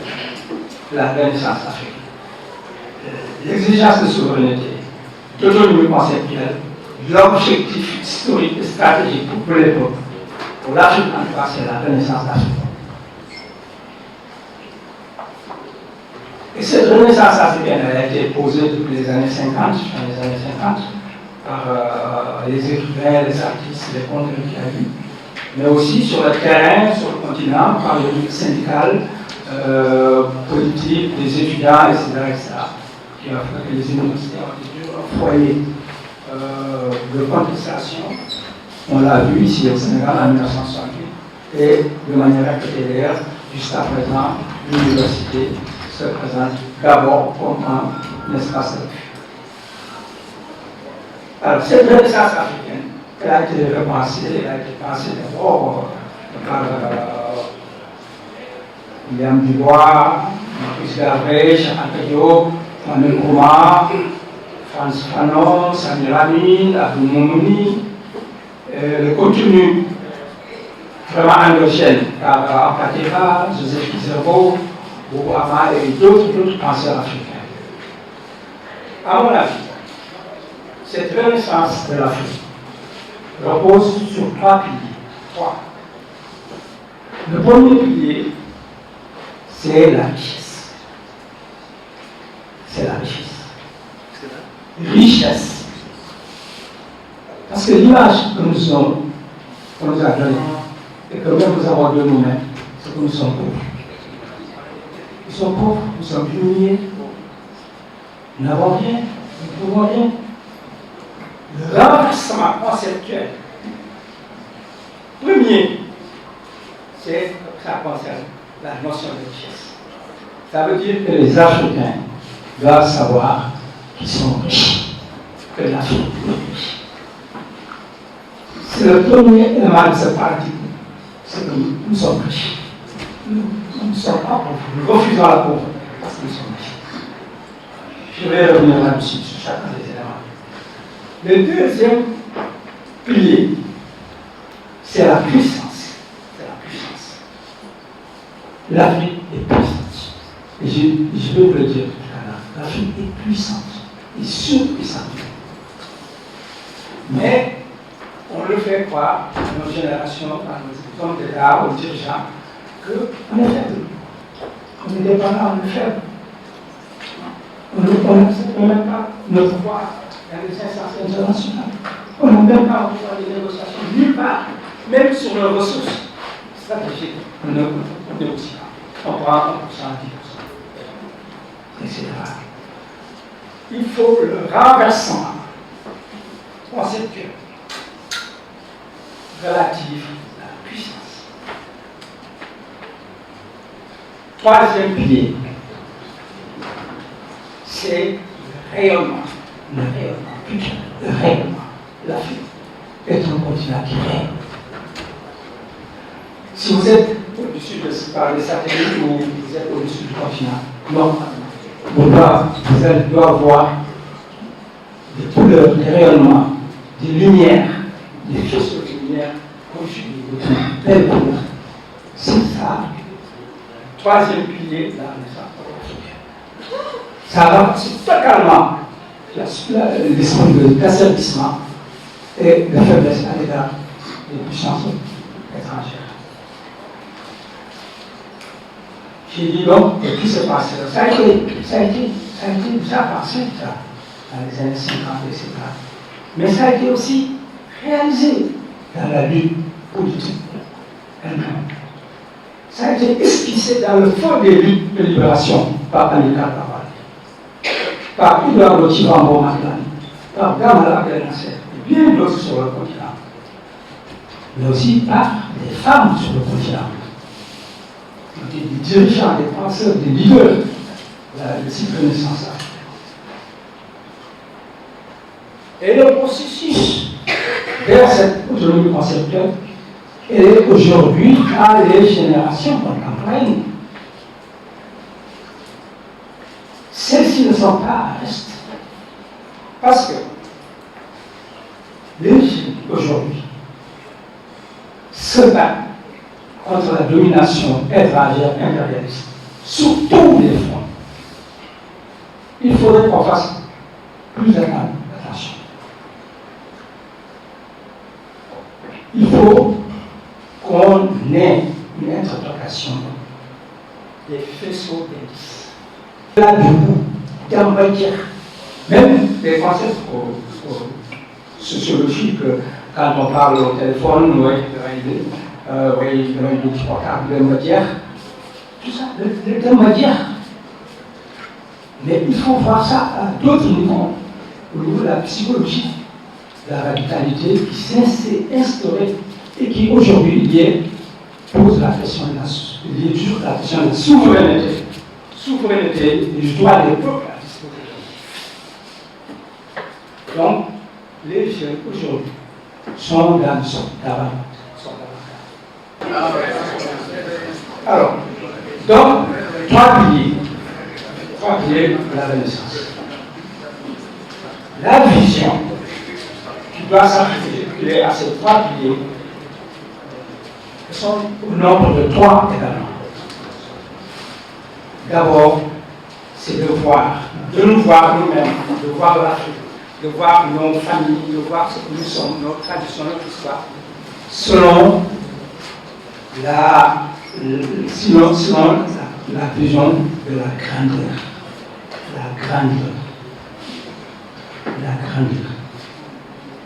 Et la profondeur. Pourquoi la grandeur? Pourquoi, pour acquérir notre souveraineté et nous replacer dans le monde tel que nous devons être, nous devons avoir une vision de la grandeur. Concevoir en grand D'abord l'Afrique, le continent est le plus grand de la planète. Ça fait beaucoup grand, oui, non? Tous les continents ont les mêmes l'Afrique. C'est le continent le plus grand de la planète. Il est situé au centre de la Terre. Voilà. C'est encore le centre de la Terre, l'Afrique, le continent. Et les autres continents ont dérivé de l'Afrique. Ils sont allés partir là, les Europes, tout ça. Ils sont allés dériver là-bas. Divisé par l'équateur, ce continent a deux grandes régions climatiques similaires de part et d'autre de l'équateur. C'est les mêmes régions. On retrouve les déserts, les forêts, la savane, toutes les configurations géostratégiques, géoclimatiques se trouvent de part et d'autre de ce continent. Ça n'existe nulle part. Nulle part. De sorte que des deux côtés de l'équateur, on a les mêmes climats, donc on peut avoir les mêmes productions agricoles de toutes les plantes du monde annuellement et de manière alterne. Parce que si le sud ne cultive pas, l'année prochaine, c'est le nord qui cultive les mêmes plantes. Donc, c'est déjà un marché que Dieu a fait. Voilà. Dieu a conçu le continent africain comme un marché énorme. Énorme, mais complètement, tout est complémentaire. Ce qui fait que, vu sur cette angle, la grandeur, c'est dérisoire, c'est absurde même de parler de déficit alimentaire, de pauvreté. C'est exclu par l'histoire, c'est exclu par la géographie. Tout, c'est exclu. Notre pauvreté est exclue par notre situation géographique, historique, etc. Climatique, tout. Il n'y a aucune possibilité de concevoir, c'est inconcevable même de ce point de vue, la pauvreté ou les manques. Ensuite, il y a, du point de vue de la grandeur, donc on voit la grandeur d'une agriculture d'abondance pour nourrir toutes les populations africaines et qui non seulement va nourrir toutes les populations africaines, mais elle va résoudre le déficit alimentaire du monde. C'est-à-dire le monde lui-même va plus faim à cause de la production africaine. Maintenant, la profondeur. Venons-en à la profondeur. L'Afrique est le berceau de l'humanité. L'Afrique est le berceau de l'humanité. L'Afrique est la mère de l'Égypte pharaonique, qui est la première civilisation africaine et mondiale. En Afrique, il y a une parenté culturelle et linguistique si profonde qui unit ces peuples. Et ces peuples qui sont d'une grande diversité. C'est extraordinaire. Des peuples très grands, il y a des centaines de langues. Mais en même temps, les populations, les groupes qui parlent ces langues sont apparentés. Les sables sont apparentés. L'unité du continent, troisième pilier conceptuel, de révolution conceptuelle, c'est l'unité du continent. En effet, ce continent africain, s'il vous plaît, ce continent africain présente tel qu'il est configuré, tel que le continent est configuré, et tel que les populations y sont disposées à la longue histoire, il y a des équilibres, il y a des articulations, il y a des connexions, des complémentarités d'une étonnante harmonie. C'est pourquoi, disait le faux professeur savant, panafricaniste Cheikh Moussa Seck, de notre institut panafricain de stratégie, dont le président est là, Cheikh Diangalou. Le professeur Moussa Seck disait, parce que lui, il n'a pas fait comme les autres géographes, des gens qui s'intéressent aux planètes, etc. Il a eu à observer le continent Aucune personne, aucun savant n'a jamais observé ce continent-là. Et compte tenu de ce qu'il a vu, de toutes ces complémentarités, tout est connecté. Il dit que le continent africain est un continent spécial, un continent très spécial, aimait-il dire. Considéré sous tous ces angles, l'Afrique se présente étonnamment comme un seul pays. L'Afrique se présente comme un seul pays. On est là.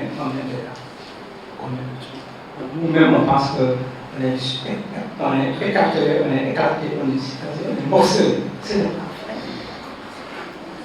L'Afrique se présente comme un seul pays. C'est un paraître nouveau qui découle de cet agencement harmonieux, cosmique. Parce que, à la limite, cette harmonie-là, c'est divin, cosmique. C'est cosmique. C'est l'harmonie cosmique. C'est cette harmonie cosmique qui fonde justement les thèses révolutionnaires de William Dubois, Cheikh Anta Diop et Kwame. Il atteste ce paradigme que la logique historique de bâtir les États-Unis d'Afrique sont déjà réunis et qu'il faut simplement la comprendre. Il faut simplement accompagner les États-Unis d'Afrique. Parce que tous les dispositifs, toutes les configurations, toutes les connexions font de ce continent un continent à ce pays. C'est une véritable révolution qui vient même approfondir la révolution de Chirac. Ça va au-delà. Alors, compte tenu de tout ça, nous, intellectuels africains, comment nous allons nous combattre? Est-ce que nous allons continuer à penser petit, à voir petit, à atteindre des petits objectifs par-ci par-là, à nous diviser politiquement, même quand il y a un truc, on n'est pas d'accord parce que Lénine n'avait pas dit ça, c'est à nous diviser. Alors que, existentiellement, historiquement, cosmologiquement, nous sommes unis. Nous sommes unis. Nous sommes unis. Moi, sociologiquement, même de faire d'autres développements, montrer sociologiquement comment les sociétés africaines qu'on présente comme des ethnies, voilà, découpées par-ci, par-là. En réalité, l'Afrique a fonctionné toujours un réseau de sociétés connectées, en chaîne de sociétés. Donc, il faudrait que ces pensées, maintenant, nous devons, en tant qu'intellectuels, avoir la responsabilité. Parce que les Chinois, ils n'ont pas ça. Ils ont une pensée stratégique. Les Chinois, ils ont une pensée stratégique. Les Chinois, ils ont fait ça. Les Européens, ils l'ont fait en un moment donné. Ils ont développé une société. Aux États-Unis, ils ont un système de pensée. Le discours de l'Union, le discours de la pensée stratégique. C'est la stratégie de tout le continent qui est construite, qui est donnée aux diplomates, aux militaires, à l'université, dans les écoles, c'est la pensée stratégique. Voilà. L'Afrique va être unie. C'est ça, je comprends. Donc, la pensée stratégique africaine, qui est de notre ressort, nous, intellectuels. Je vais le préciser tout à l'heure, on est très vite et répondre aux soucis de l'amphi. Donc, la place centrale de l'Afrique dans le monde. C'est une khalat. C'est une khalat. Il est Dieu, l'Afrique. Mais nous khalat. Car l'Afrique, mon n'est que place centrale du monde. Alors, France, l'Europe, les États-Unis, Chine, c'est l'Afrique subcontinentale. On est à la place centrale du monde. Deuxième, il faut penser la puissance politique et diplomatique du continent. Politique. Une puissance politique globale. La puissance diplomatique globale. Troisièmement, c'est le modèle civilisationnel rayonnant de ces peuples. Amul benn civilisation gën a développé gën a riche mais gën a humain suñu civilisation africaine. Et pourtant, le barbare, le sauvage, le singe, les gens qui n'ont pas d'histoire. Mais ce sont donc les intellectuels qui doivent maintenant, c'est une responsabilité. Une responsabilité. Parce que si ça se passe là, tout se passe là. Nous, on vient organiser l'affaire du Nil. C'est un cas très bien. dafa am nag 3 catégories d'intellectuels moo wax la fii ñetti catégories laa gis mun na am nag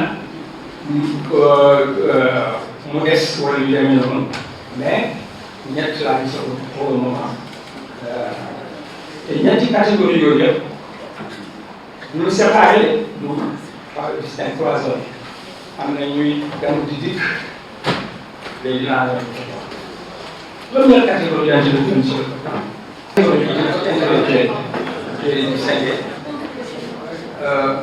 c'est la catégorie des intellectuels qui monnaient leur statut et leur connaissance, se mettent au service des plus forts et travaillent au maintien de leur domination sur le terrain. Ces intellectuels se lient au réseau de la clientèle partisane qui s'active autour du pouvoir et courtisent le roi et son entourage. Ils sont au service de la bourgeoisie d'État. En échange, ils bénéficient de privilèges, d'avantages et de ressources leur permettant de s'enrichir. Leur fonction est d'interpréter et de réinterpréter les lois de la République, de trouver des justifications aux manipulations politiques et aux pratiques répressives. C'est ainsi qu'ils dégradent leur statut d'intellectuel pour être des idéologues d'un régime, d'un système de domination. On trouve dans cette catégorie des universitaires, des experts, des entrepreneurs, des artistes, des hommes politiques, mais aussi de ce que on appelle, comment j'appelle, des intellectuels pré-capitalistes. Certains communicateurs traditionnels, héritiers des traditions de la parole vivante, et en connaissance de la généalogie des familles, lignée et de certains faits historiques. Ces gens qui sont des influenceurs, le terme je crois est intéressant, influenceur, mais en réalité, on le trouve là depuis très longtemps.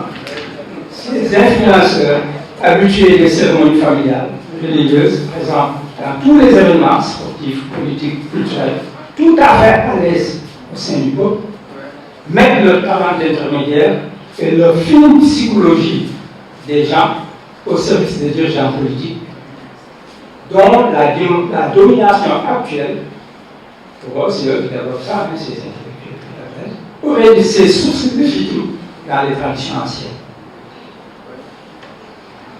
Sous le problème. Mais si on fait une anthropologie réellement du système politique en Afrique, on voit qu'il y a beaucoup de références du système politique qui ne sont pas du tout modernes. C'est tiré de la tradition.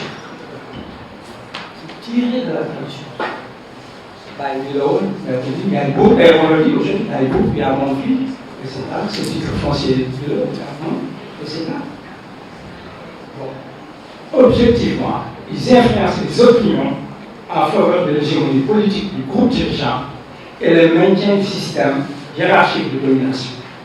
Ce groupe de communicateurs traditionnels, au cœur des médias, constitue un appareil idéologique d'écart spécifique au service du régime politique en place. Ok, dis-moi le premier catégorie. Deuxième catégorie, il s'agit d'intellectuels, hommes, femmes, de métiers, de chercheurs, des enseignants, communicateurs, experts dans différents domaines de la connaissance. Ceux-ci sont des producteurs d'idées et de savoir mis à la disposition des décideurs pour la communauté. Ils ne s'investissent pas dans les partis et l'action politique, bien qu'ils aient une opinion qu'ils expriment dans les débats ou dans les votes, ils sont motivés plus particulièrement par des progrès intellectuels et scientifiques qu'ils obtiennent par leur travail, et considèrent leur métier dans les entreprises, l'administration, les différentes institutions, comme un sacerdoce, et non par ambition de s'enrichir et d'accumuler des gains. Ils sont professionnels par vocation et par amour pour ce qu'ils apportent au développement social et démocratique de leur pays. C'est ainsi que certains d'entre eux s'investissent comme acteurs de premier plan dans la société civile, dans les institutions de veille citoyenne, dans les associations communautaires. Donc, cette catégorie-là constitue une masse critique. C'est-à-dire, on souhaiterait, il faudrait qu'on développe la masse critique de cette catégorie d'intellectuels qui mérite de rester au nord. On le voulait parce que c'est la vocation. Vous êtes après moi un appel. Troisième catégorie, je vais finir bientôt. Troisième catégorie, il faut que nous parlions de nous. Moi, ça m'intéresse. Troisième catégorie, celui des intellectuels organiques. Ah, bon, ce qui nous intéresse, c'est la catégorie des intellectuels organiques. Je vais aller très vite.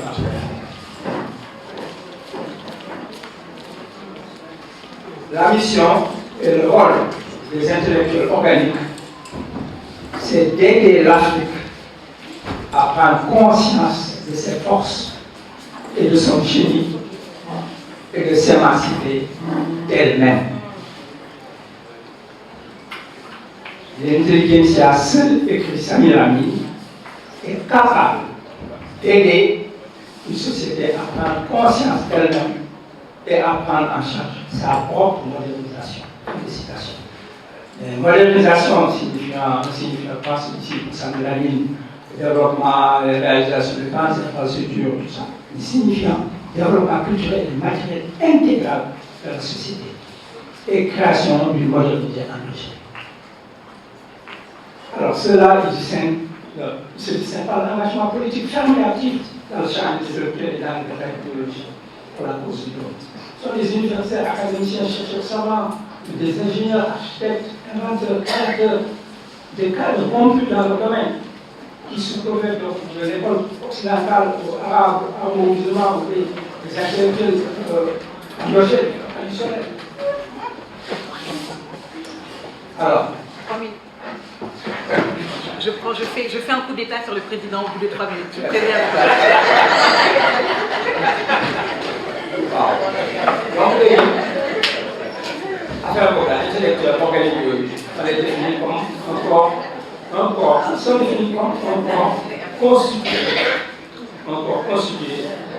autonome et critique. C'est un corps constitué autonome, intellectuel organique. S'investissent dans la politique pour changer l'idée, c'est pour changer la nation, pour changer. Comment? Parce que ce n'est pas les individus, c'est les gens qui sont organisés, justement. En cellule, en cercle, en réseau, en équipe, etc. Liés au mouvement politique. Ils sont autonomes parce que ces intellectuels travaillent hors de toute tutelle imposée. Je vais produire un livre, non. Toute contrainte autoritaire est exclue. Même s'ils sont membres d'un parti ou d'une organisation. Ils sont critiques, les intellectuels. Ce corps jouit de toutes ces libertés d'examiner par la raison, d'évaluer selon ses propres méthodes définies, de produire des analyses et des stratégies opérationnelles dont ils peuvent contribuer. Intellectuel organique, donc, de produire des connaissances qui permettent de relever des défis liés à la question de la renaissance africaine. Léegi, ba terminer benn affaire li ma baax important très important mooy xam-xam rek connaissance la ak lu mu dëgg dafa am ki nga xam ne bii moo amee connaissance yooyu moo am lu nekk ci xolam waaw li nekk ci xolam nag c'est que j'appelle moi l'humanisme intellectuel l'humanisme. Ces intellectuels organiques incarnent un humanisme fondamental dont les fondements philosophiques et anthropologiques sont la spiritualité. C'est la spiritualité. La spiritualité nous donne de dégager des contraintes matérielles, des appétits matériels. Deux, les valeurs de paix, de solidarité et de socialité. L'Afrique. Les valeurs de paix, de solidarité et de socialité humanitaire. Trois, la culture du travail et de l'excellence individuelle. 5, 4 du tout, le potentiel de résistance de nos langues et celui subversif de nos traditions. C'est là. Nos traditions qu'on dit conservateurs et tout ça. Notre potentiel subversif. Sous terme de tradition, ça veut dire le potentiel subversif de notre tradition. Il y a le legs moral et politique des héros du peuple, du continent, de la diaspora, du monde entier. Pour vous. Voilà. Merci.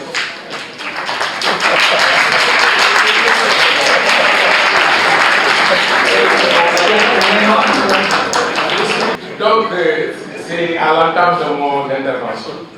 Bon, je ne vais pas être long. Donc, bonjour, je suis moi dans une posture difficile de conséquences, celle de déclarer à la suite de Youssou Mbargane au regard de la structure intellectuelle du professeur attitré incontestable. Donc, je suis dans une situation très difficile. Mais quand même, je vais déclarer. Je pars du fait que, d'abord, il y a une charge d'émotion qui m'étreint parce que j'ai eu des liens très forts, noués dans l'action et la réflexion avec Grandi. Notre rencontre s'est effectuée dans les années 90 dans la séquence ouverte des fusions. Nous étions une vingtaine de militants décidés dans la conviction ferme de ce que nous appelions à l'époque la gauche révolutionnaire, particulièrement Maurice, mais nous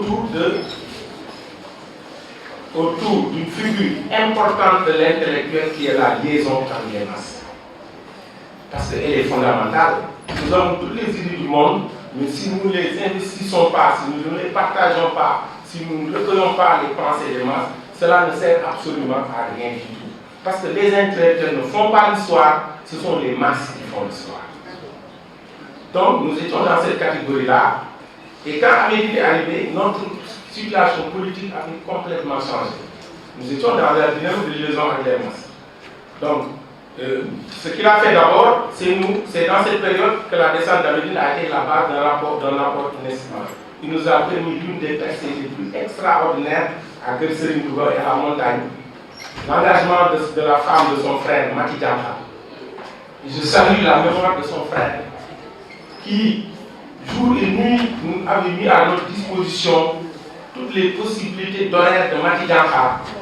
Et avec l'intervention de Grandi, Mati était devenu une figure incontestable de la politique, comme ceux qui connaissaient AJ avant AJ-MRDN pouvaient se faire une idée d'une intellectuelle politique qui n'a jamais été à l'école, mais qui a été formée dans l'activité politique militante pour devenir une figure de proue de la politique à Louga. Donc nous avions eu à mettre en place ce qu'on appelait une base politique dans beaucoup de quartiers avec Grandi. Alphabétisation des femmes dans les quartiers en Wolof, séance de discussion politique, meeting, aide aux élèves. Donc nous étions dans une figure de l'intellectuel lié aux masses. Et je pense que Amédine est resté fondamentalement acquis à l'idée que les idées, si elles ne pénètrent pas les masses, ne peuvent rien apporter de nouveau. Donc Mati s'est construit en intellectuel politique grâce à Amédine. Durant cette période aussi, nous avons travaillé, il nous a accompagnés dans tous les villages de Louga, de la région de Louga, à Ndiaye, où il y avait son frère, à Koki, partout où nous avons mis des cellules de base qui travaillait à faire connaître ce que nous appelons à l'époque la vision idéologique révolutionnaire que les masses font l'histoire. Chaque soir, il venait diriger la séance de bilan critique perspective. Et je parle donc d'un intellectuel organique, d'un intellectuel qui n'est pas casé dans son bureau, mais qui est fondamentalement lié aux masses pour organiser les masses. Donc, nous étions avec lui dans l'intervention, dans une visée seule et unique que la politique ne se fait pas par une figure charismatique de messie, de sauveur, mais la politique se fait parce que l'intellectuel ou les intellectuels sont avec les masses et travaillent avec les masses, parce que ce sont les masses qui sont productrices de pensée et d'action pour changer leur propre situation. Et je me rappelle à l'époque, nous étions venus très tardivement nous installer à Doura, mais facilement nous étions passés juste après le PDS lors des élections. Alors je vais aussi parler d'autres choses, parce que moi je parle au nom de ceux qui dans la salle ont été les derniers à s'organiser avec Amédine. De 2012 à 2018, ça c'est nouveau parce que beaucoup de gens ici disent oui Amédine, mais rapportent Amédine simplement dans la séquence de 2000, d'avant 2000. Mais nous nous organisions avec Amédine de 2012 à 2018 au moment jusqu'où il est tombé malade. C'est curieux. Autour de quoi nous étions des jeunes militants, pas des jeunes militants, je m'excuse, mais des militants qui avons pensé que il ne s'agit plus de mettre ensemble les partis politiques de gauche. Seulement, il faut faire un bilan, et le bilan est un travail d'intellectuel. C'est Amédine avec nous ici. Et je prends à témoin un grand Thierno Diop qui est là, qui a fait ce travail-là avec nous. Donc, pendant toute cette séquence, Amédine est venu travailler avec nous autour d'une problématique simple. La gauche a échoué. Mais il faut repartir. Il faut refaire le bilan pour ouvrir des perspectives de changement réel des situations où il n'y aurait plus seulement, pas uniquement une montée d'un dirigeant politique qui fait l'aura et qui, après, met en place une équipe, mais où les masses organisées pourront réellement faire la politique, faire l'histoire. Donc nous avons créé avec lui, à partir de 2012-2013, ce qu'on a appelé l'initiative pour le bilan de la gauche. Et je me rappelle, il venait tout le temps en réunion. Je lui disais, grand, dans les notes, nous pareil, le bilan c'était quoi? Nous avons échoué. Pourquoi nous avons échoué? Et c'est à ce niveau que je vais parler des figures de l'intellectuel organique comme Youssou en a parlé. Mais plutôt, moi, je parlais des figures du militant politique. Parce que je vois une petite différence entre intellectuel organique simple, qui fait de la production intellectuelle, et l'intellectuel militant qui, lui, est lié fondamentalement à des activités de masse et qui place les masses au cœur de son activité politique militante. Parce que je pense aussi que c'est facile, hein? Mais nous ne sommes pas dans une Afrique déréalisée, nous sommes dans une Afrique capturée par un système économique, social et politique qui est le capitalo-parlementarisme, ça il faut le dire. Les rapports que nous vivons sont des rapports purement capitalistes. C'est le capitalisme qui a capturé nos vies, qui les organise comme il veut.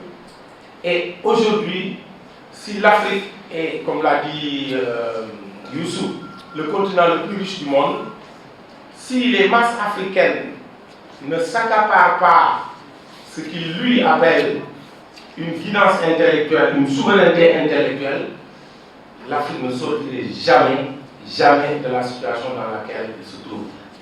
Et cette souveraineté intellectuelle appelle, pour moi, quelques réflexions que nous avons eu à mener avec Amédine dans ce que nous appelons UNIBUGO, qui n'était ni un parti politique, ni une organisation politique, mais un laboratoire de recherche pour comprendre pourquoi les gauches africaines ont échoué. Et je note bien que Amédine s'est aventuré durant cette période-là avec nous, avec toutes les complications que nous avons eues, parce que nous n'étions pas seulement venus du mouvement maoïste, nous étions venus de plusieurs courants. Nous avons cherché une pluralité de parcours pour pouvoir interroger les parcours politiques qui ont eu lieu dans ce pays-là. Et je note ici que, à son âge, il faut lui faire une différence parce que beaucoup de gens de son âge ont dit mais lui, on a toujours été avec lui au cœur des réflexions autour de ces biens. Donc je vais moi essayer de revenir sur la figure de l'intellectuel tel que nous l'avons conçu avec lui. La première figure, c'est la fidélité.